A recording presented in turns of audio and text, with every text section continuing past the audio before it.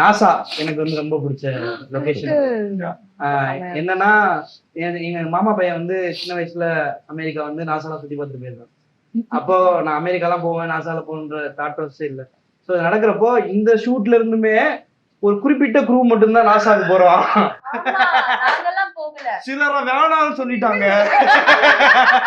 என்ன அப்படின்னு சொல்லி அந்த லிஸ்ட்ல என் பேரையும் சேர்த்து எனக்கு டிக்கெட்டும் போடாம வச்சுட்டாங்க.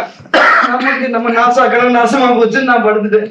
கடைசி நேரத்துல ப்ரோ உங்களையும் கூப்பிடுறாங்க, ட்ரெஸ் எடுத்து சொல்லி சட்டி பண்ணி எதுவுமே இல்லை, பரவாயில்ல வாங்கன்னு சொல்லி போட்டிருக்க ட்ரெஸ்ஸையே 2 நாளா போட்டு நாசால போய் எனக்கு டீச்சர் வாங்கி கொடுத்து அங்க ட்ரெஸ் வாங்கி கொடுத்து அங்க குளிச்சு நான் ரெஃப்ரெஷ் ஆனேன். கடைசியா போய் நாசா பார்த்தேன். ஸோ நடக்காதுன்னு நினைச்சு நடந்த மொமெண்ட்ல ஏன்னா அது டைலாக்ஸே கொடுக்கல. சீனே வரல. அங்க போய் உட்கார்ந்தா அங்கதான் உட்கார்ந்து எழுதுவாங்க.